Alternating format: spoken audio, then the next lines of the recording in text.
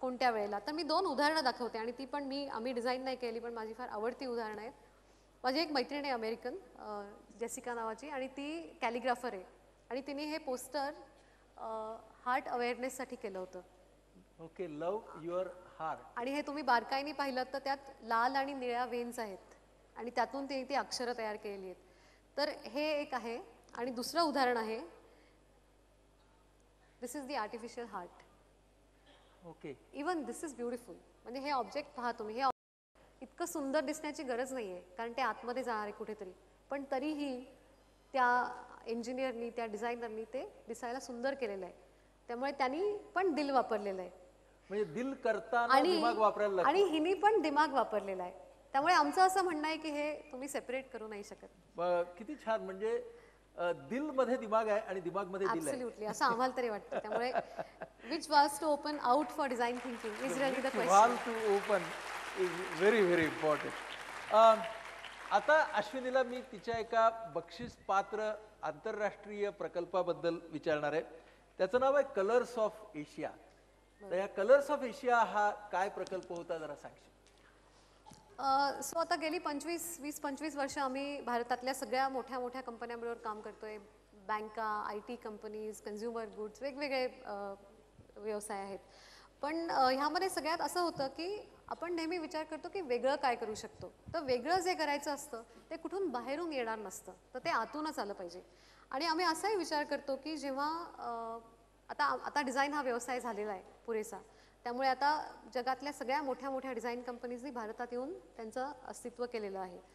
तेव्हा आम्ही विचार करतो की आता अमेरिकन किंवा ब्रिटिश ज्या डिझाईन कंपन्या आहेत, ज्या की 100 वर्षापूर्वी झालेल्या आहेत एस्टॅब्लिश, त्यांच्यात आणि आपल्यात जर का कोणी कंपॅरिझन केली तर why should somebody give us anything. कारण आम्ही we are 25 years and they are 100 years. तर त्यांचा अनुभव खूप मोठा आहे, जागतिक अनुभव आहे, आणि I have to agree that they have some good experience. तर मग आपल्यात काय वेगळं असं आहे, असा एक शोध सुरू झाला केव्हा तरी गेल्या 10-15 वर्षापूर्वी, की आपण काय कारणाने आपलं जे काय आपण करतोय ते वेगळं ठेवलंय किंवा चांगलं ठेवलंय किंवा उपयुक्त आहे आपल्या क्लायंट्सना. तर तेव्हा असं लक्षात आलं की कल्चर ही एक गोष्ट असते, जी सांस्कृतिक आपली जडणघडण असते, ती आपण फार कमी वेळा वापरतो आपल्या व्यवसायात. पण तसं नाही करायला पाहिजे, कारण तोच एक डिफरन्शिएटर आहे त्यांच्यात आणि आमच्यात, की आम्ही इथे वाढलेलो आहोत, आम्ही इथल्या मातीतले आहोत, आम्हाला इथली संस्कृती समजते आणि म्हणून इथल्या लोकांसाठी काय चांगलं आणि काय वाईट हे आम्हाला सगळ्यात जास्ती समजू शकेल, अशी एक थोडी भावना व्हायला लागली होती. आणि सुदैवाने 2002मध्ये मला वाटतं आम्हाला द डिझाईन अलायन्स एशिया नावाचा एक कन्सॉर्शियम आहे. आमच्यासारखाच आशियातल्या वेगळ्या देशांमध्ये सगळेच लोक हा विचार करत आहेत की जेव्हा अमेरिकन किंवा वेस्टर्न वर्ल्डचे लोक आपल्याकडे येऊन कम्पीट करतात तर आपल्यात आणि त्यांच्यात काय फरक आहे आणि आपल्यात काय चांगलं आहे. तर हा जो पूर्ण ग्रुप आहे 13 देशांमधला आशियातल्या, त्या सगळ्यांचं आमचं असं मत आहे की आपण जर का संस्कृती जिवंत ठेवली तर तोच आपला डिफरन्शिएटर आहे. आणि म्हणून आम्ही वेगवेगळे प्रोजेक्ट्स एकत्र करतो. तर कलर्स ऑफ एशिया हा प्रोजेक्ट आम्हाला हाँगकाँग गव्हर्नमेंटनी इन्व्हाइट केलं करायला. हा रिसर्च प्रोजेक्ट आहे आणि त्याच्यामागचं उद्दिष्ट असं आहे की Asia should design for the world. Asia should design for the world. आणि कसं करणार हे, तर एशियन कल्चर किंवा एशियन बिलीफ्स हे कुठे डॉक्युमेंट व्हायला पाहिजेत आणि वेगवेगळ्या सब्जेक्ट खाली डॉक्युमेंट व्हायला पाहिजेत. म्हणजे कलर्स आहे, टेक्स्टाईल्स आहे, आर्किटेक्चर आहे, फूड आहे, या वेगवेगळ्या विषयांखाली काहीतरी डॉक्युमेंटेशन व्हायला पाहिजे. म्हणून त्यांनी आम्हाला हे जवळजवळ 10 वर्षाचं प्रोजेक्ट आहे. म्हणजे दरवर्षी एक रिसर्च होणार आहे, दर 2 वर्षांनी.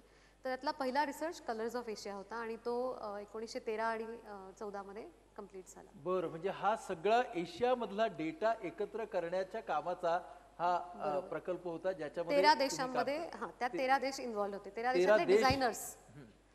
तर असं प्रोजेक्ट 13 देशातल्या डिझायनर्सनी हा प्रकल्प केला. आता आपण 2015मध्ये होतो. तू जेव्हा औरंगाबाद सोडून गेलीस त्यावेळेची परिस्थिती आणि आजची परिस्थिती ह्याच्यात खूपच फरक आहे, आपण पाहतो होतो. मग आता इथं बसलेल्या विद्यार्थिनींना आणि पालकांना समजा डिझाईन क्षेत्रामध्ये करिअर करायचं असेल तर तू त्याबद्दलची आजची माहिती काय काय देशील? Okay, so I am kind of going to take few minutes then. वेळ कसा चाललाय त्यावर मग मी थोडं पेस करते. ओके. सो डिझाईन म्हणजे काय हा एक मोठा प्रश्न असतो आणि तो मी उत्तर देण्याचा प्रयत्नही करणार नाही कारण सगळ्यांच्याकडे गुगल आहे. पण how does design affect our life, आपल्या आयुष्यावर त्याचा कसा परिणाम होतो हे आपल्याला कळत पण नाही. डिझाईन ही एक अशी गोष्ट आहे की आपण हवा जेव्हा घेतो ना, म्हणजे श्वास घेतो तेव्हा आपण हवेचा विचार करत नाही. पण डिझाईन हे असंच आहे, आपण विचार करत नाही. आता आपण इथे बसलो आहेत, ते कम्फर्टेबल आहे की नाही हे कोणीतरी डिझाईन केलं आहे, पण आपण त्याचा विचार करत नाही. किंवा हा फॉन्ट आहे तो रीडेबल आहे, तो कोणीतरी डिझाईन केला आहे, पण आपण विचार करत नाही. And we are surrounded by objects. We are always surrounded by objects. तुम्ही घरात कुठेही बसा, तुमच्या क्लासरूममध्ये बसा, कॉलेजमध्ये, शाळेत बसा, कुठेही बसा, there are objects all around us and they each have something to do. There is a meaning. कुणी डिझाईन केलेत हे सगळे ऑब्जेक्ट्स आणि कधी केलेत? कारण काही ऑब्जेक्ट्स फार वर्षांपूर्वी केलेले आहेत, सेंचुरीजपासून केलेले आहेत, काही अगदी नवीन आहेत. ते कोणी केलेत हे? तर हा थोडा विचार करायला लागा, म्हणजे तुम्हाला डिझाईन म्हणजे काय हे आपलं आपण समजेल, अशी माझी समजूत आहे. तर डिझाईन हे नवीन आहे का? ही नवीन ॲक्टिव्हिटी नाही. ही कित्येक शतकांपासून चालू आहे. त्याचं नाव डिझाईन असेल किंवा नसेल, पण कोणीतरी हे तयार केलेली आहेत, ही टूल्स, ही इम्प्लिमेंट्स. कुणीतरी त्या दगडाला आणि लाकडाला एकत्र आणलेलं आहे आणि कुऱ्हाड तयार केलेली आहे. किंवा ही जी ऑब्जेक्ट्स आपण पाहतो, इतकी सुंदर, इतक्या सुंदर वस्तू आहेत, ती कोणी डिझाईन केली? त्या परफेक्ट आहेत. म्हणजे यू कॅनॉट इम्प्रूव्ह अ लोटा. Actually you cannot improve any of these. कोणी केली आहेत ही डिझाईन आणि कशी आहेत ही? आणि ती ट्रेडिशनल आहेत, त्यांचा वेगवेगळ्या प्रकारे उपयोग केला जाऊ शकतो, सस्टेनेबल आहेत, त्याच्यात क्राफ्ट आहे आणि मल्टीपर्पज आहेत आणि आजही वापरू शकतो. कोणी केली ही? Somebody has design these, right? So आम्ही असं म्हणतो की design is about making sense out of anything. Yes, and it is making sense through your senses. Touch, feel, see, everything. आणि डिझाईन खूप मिसअंडरस्टूड पण आहे. कारण जेव्हा मी पहिल्यांदा डिझाईन शिकायला गेले आणि मी माय वर्स्ट नाईटमेअर की आपण प्रवासात कोणाच्या तरी शेजारी बसू आणि ती व्यक्ती आपल्याला विचारणार की तू काय करतेस, आणि मी जेव्हा सांगायची की design, that was my worst nightmare. कारण डिझाईन म्हणजे काय अजिबात एका मिनिटात सांगण्यासारखी गोष्ट नव्हती त्यावेळेला आणि अजून नाही. तर मी डिझाईन म्हणलं की पहिला प्रश्न असायचा की अच्छा म्हणजे फॅशन डिझाईन का? नाही, फॅशन डिझाईन नाही. मग इंटिरियर डिझाईन का? नाही, इंटिरियर डिझाईन नाही. मग कसलं design? So is this design? Yes. In some way. Is this design? Yes. Is this design? Yes. कारण ऑब्जेक्ट्स एक फंक्शन त्यांचं असतं, त्यांचा उपयुक्तता त्यांची असते, ती पूर्ण झाल्यानंतर तुम्ही जे काय ॲड करू शकता तेही डिझाईनच आहे. तर इस्त्री भयानक दिसायला हवी आणि वजनदार पाहिजे आणि वाईटच मटेरियलची असली पाहिजे, गंजणारीच पाहिजे असं नाही. कोणीतरी विचार करून ही इस्त्री इम्प्रूव्ह केली. Is this design? Yes. IPhone 6, I don't know किती लोकांच्याकडे आत्ता आयफोन्स आहेत, आय डोंट नो, पण I am a big fan. Is this design? कारण ही गाडी एक म्युझिक ग्रुप होता 60s आणि 70s मध्ये, बीटल्स नावाचा. त्यांना डेडिकेशन म्हणून ही गाडी केलेली होती. तुम्ही विचार करा काय सांस्कृतिक सांगड घातली असेल त्यांनी. ऑटोमोबाईल आणि music group. Design can do that. Beetle. आपण रोज पेपर वाचतो, कोणीतरी हे डिझाईन करतं, राईट? हा मधला जो पेपर आहे तो इन्सिडेंटली आम्ही डिझाईन केलेला आहे आणि हा एकाच दिवशीचा पेपर आहे, ज्या दिवशी इलेक्शन रिझल्ट्स आले त्या दिवशी. आणि कोणीतरी काहीतरी डिझाईन केलंय म्हणून ते एकमेकांच्या पेक्षा वेगळे दिसत आहेत आणि ते दिसणं आवश्यक आहे. Is this design? किती सुंदर जे फंक्शन आहे तोच फॉर्म आहे. सगळ्यात डावीकडे तुम्ही जी इमेज बघताय, बॅले क्लास, आणि किती सोप्या पद्धतीने तो बॅलेरिनाच्या ड्रेस सारखं ते केलेलं आहे. त्यात नाही ना काही जास्ती खर्च आहे ना टेक्नॉलॉजी आहे, काही नाही आहे. सो डिझाईन कॉशन किती छान आहे ना, केळ्याची साल वरती अशी उभी केलेली आहे आणि त्यात कॉशन म्हणजे घसरा. ऍब्सोल्युटली. ही सगळ्यात नवीन करन्सी आहे, नॉर्वेची करन्सी आहे. इतकी सुंदर, इतक्या सुंदर नोटा आहेत ह्या. असं कोणी सांगितलं की नोटा दिसायला सुंदर नसाव्यात? नोटा सुद्धा असू शकतात सुंदर, and they can be more communication. So good design म्हणजे simple, functional, easy to understand, safe, easy to maintain, attractive, आणि आता नवीन गोष्टी ॲड झाल्या आहेत ह्याला, sustainability, inclusiveness. So good design is cool. Good design should be cool. Good design should be a whole ecosystem. तुम्ही नुसती कार डिझाईन करून चालत नाही. त्याचं पुढे काय होणार, आधी काय होणार, नंतर काय होणार, काय टाईपचं फ्युएल त्याला असणार, मार्केटिंग कसं होणार. Design thinking is about users. जेव्हा माझी आई 80 वर्षाची, फोन बरोबर मी पाहते, तिला अवघड जातं कुठलाही फोन वापरायला, आणि त्यामुळे तिला वाईट वाटतं की आपल्याला फोन नीट वापरता येत नाही. पण माझं असं मत आहे की तो तिचा फॉल्ट नाही आहे, तो त्या फोनच्या डिझाईनचा फॉल्ट आहे. त्यामुळे design has to think about users. आणि कधी कधी छोट्याशा गोष्टीतून तुम्ही खूप मोठं जग निर्माण करू शकता. एक पिन असते ती आपण वापरतो, पण त्याच्यात सुद्धा डिलाईट ॲड करता येऊ शकतो आणि किती प्रकारे लोकांनी तो केलेला आहे. Design has to be affordable. तुम्ही कितीही चांगली वेगळ्या टेक्नॉलॉजीची, रिमोट ऑपरेटेड, वेगवेगळ्या पद्धतीची, वेगळ्या मटेरियलची, लाईट मटेरियलची व्हीलचेअर तयार करू शकता, पण ती अफोर्डेबल आहे का? आपल्या देशात मेडिकल केअर हा इतका अवघड प्रश्न आहे. तर मी एका हॉस्पिटलमध्ये ही चेअर पाहिली जी डावीकडे आहे ती, आणि इट सर्व्स द पर्पज. म्हणजे प्रत्येक वेळेला डिझाईनला उच्चतम जे काय आहे तेच वापरलं पाहिजे असं नाही. Design needs to serve a purpose sometimes and be affordable. Fantastic. Design is also about being delightful. कारण डिझाईन हा काही सिरियस गोष्ट नाही. म्हणजे मी काही वर्षापूर्वी जेव्हा विचार करत होते की एक असा टप्पा असतो आयुष्यात नेहमी की आपण काय करतोय, कशासाठी करतोय, असा एक विचार यायला लागतो. आपलं मिशन काय आहे आयुष्यात.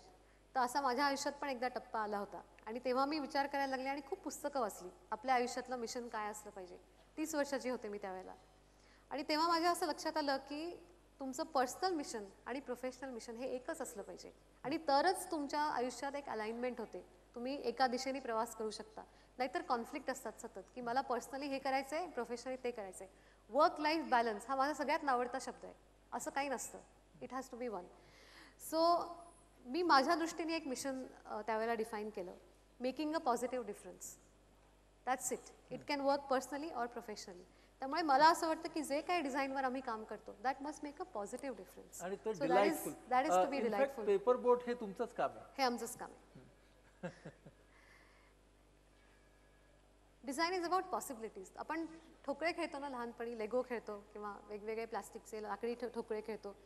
एका सेटमधून किती प्रकारे किती गोष्टी होऊ शकतात, आणि डिझाईन तसंच असायला पाहिजे. कारण प्रत्येकाची पॉसिबिलिटी आणि इच्छा वेगळी असते. एका मी आता अवघड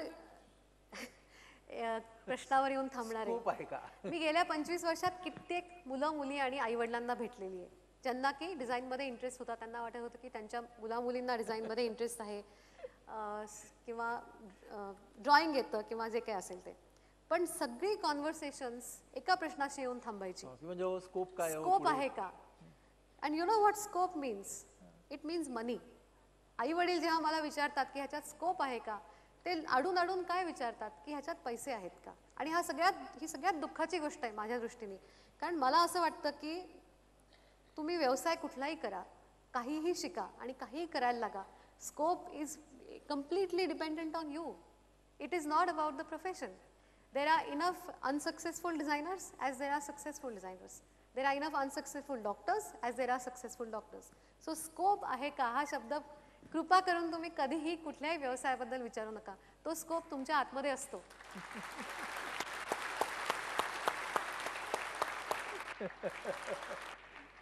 एक छोटीशी गंमत सांगते मी. आम्ही जेव्हा सुरुवात केली व्यवसायाला, आणि आता हा स्कोप आहे का हे आईवडिलांच्या जसं लक्षात येतं तसं आमच्याही आईवडिलांच्या किंवा त्यांच्या मित्रमंडळींच्या किंवा फॅमिलीच्याही डोक्यात असायचं की हे ठीक आहे आणि माझा नवराही डिझायनर आहे, आम्ही एकत्र काम करतो, तर आता ह्यांचं कसं काय भागत असेल हा एक प्रश्न असायचा. तर एक आमच्या लहानपणी एक फिल्म होती कर्ज नावाची. तर त्यामध्ये तो हिरो जो असतो ऋषी कपूर, तो म्युझिशियन असतो, तो गायक असतो, आणि टीना मुनीम त्याची हिरोईन असते, आणि प्राण तिचे वडील किंवा काका असतात मला वाटतं. तर ते अगदी ऑथॉरिटेटिव्हली त्या ऋषी कपूरला येऊन विचारतात की तू काय करतोस, म्हणजे हे ठीक आहे माझ्या या मुलीबरोबर तू फिरतोयस, पण तू करतोस काय. तो म्हणतो की मैं गाना गाता हूँ. अतिशय प्राऊडली तो ऋषी कपूर येऊन म्हणतो मैं गाना गाता हूँ. त्यावर प्राण म्हणतो गाना तो मैं भी गा लेता हूँ लेकिन काम क्या करते हो. तसं डिझाईनचं असायचं पूर्वी, आणि म्हणून ह्या स्कोप या शब्दाला माझा प्रॉब्लेम आहे की स्कोप तुमच्या आतमध्ये, यू डिस्कवर इट. क्या बात आहे. तू इतकं छान आम्हाला माहिती दिलीस. आता रॅपिड फायरकडे येतो मी. अश्विनीसाठी अर्थातच फार कष्टपूर्वक मला डिझाईन करावी लागली रॅपिड फायर. पहिला भाग आहे त्यातला आवड, तिची आवड आपण विचारणार आहोत. जगातली माझी 3 आवडती डिझाईन्स. सगळी ॲपलची डिझाईन्स ही माझी आवडती डिझाईन. ॲपलची. ॲपल कम्प्युटर्स, फोन्स, नाव द वॉच, आय थिंक. म्हणून कॉम्प्युटर आहे तू ॲपलचाच वापरतेस. 3 आवडती डिझाईन्स. नावडती इतकी आहेत की म्हणजे लिस्ट नाही करू शकत मी. फारच आहेत. ओके, निसर्गाने रचलेली आवडती डिझाईन. सो एक म्हणजे पानं. तुम्ही 5 प्रकारची पानं जर का केलीत तर त्या प्रत्येकावर एक वेगळं डिझाईन असतं आणि त्याचं कारण असतं. कारण त्या झाडाची उंची आणि त्याला ते सूर्यकिरण मिळण्याची शक्ती त्यासाठी ते डिझाईन असतं. तर ते सगळ्यात माझ्या मते उच्चतम डिझाईन असतं निसर्गाचं. वा. दुसरं म्हणजे रेनबो, रेनबो. इंद्रधनुष्य. कारण इंद्रधनुष्याचे जे रंग असतात ते तुम्ही कुठल्याही टेक्नॉलॉजीने रिप्रोड्यूस करू शकत नाही, काही कितीही प्रयत्न केला तरी. तर मला वाटतं ते दुसरं एक आहे. आणि तिसरं म्हणजे मी रोज एक नेम केला काही वर्षांपूर्वी, जेव्हा असं वाटायला लागलं की आपण फार काम करतो आणि आपल्याला आजूबाजूला काय चाललंय की पत्ता लागत नाही, की दिवसातून एकदा तरी चंद्र आणि सूर्य पाहायचे. केवळ त्यासाठीच, की सूर्य पाहण्यासाठी आणि चंद्र पाहण्यासाठी. आणि का पाहायचे, की त्यांच्याकडे पाहिल्यावर आपल्याला लक्षात येतं की आपल्या आसपास आपण कायम तक्रारी करत असतो किंवा अडचणी असतात किंवा काहीतरी आवडत नाही, नावडतं झालं असतं, डिप्रेशन्स असतात, कॉन्फ्लिक्ट्स असतात. तर त्यांच्याकडे पाहिलं की लक्षात येतं की आपलं जे काय आहे अवतीभोवतीचं ते किती छोटं आहे, आपण किती छोटे आहोत. त्याची रोज जाणीव करायची आणि त्यासाठी चंद्र आणि सूर्य. तर 4 गोष्टी आहेत. वा वा. सगळ्यात बेस्ट डिझाईन देव. दुर्गा. दुर्गा. कारण तिला इतके हात आणि इतके टूल्स असतात. I think multitasking is something that God is does. Best design सण. संक्रांत मला वाटतं. संक्रांत. कारण संक्रांतीला एक म्हणजे तर काळे कपडे घालायचे म्हणतात कारण या सीझनमध्ये ते योग्य असावेत, म्हणजे ऊब ठेवायला. दुसरं म्हणजे जे खाणं असतं संक्रांतीचं, तीळ आणि गूळ वगैरे, ते ह्या सीझनसाठीच योग्य असतं आपल्या शरीराला. तर मला वाटतं हा अगदी डिझाईन भाग आहे मैत्रीची भावना. आणि एकमेकांना आपण गोड बोला म्हणतो, म्हणजे इट्स अन इमोशनल कनेक्ट. तो सगळंच आहे ह्याच्यामध्ये. वा वा. सो संक्रांत. आणि आता येणारच आहे संक्रांत. आणि तूही आज ब्लॅक ड्रेस घालून आली संक्रांतीसाठी. निवड करा, भारतीय ड्रेस की वेस्टर्न फॉर्मल्स. आय थिंक जे योग्य ज्या ठिकाणी असेल ते.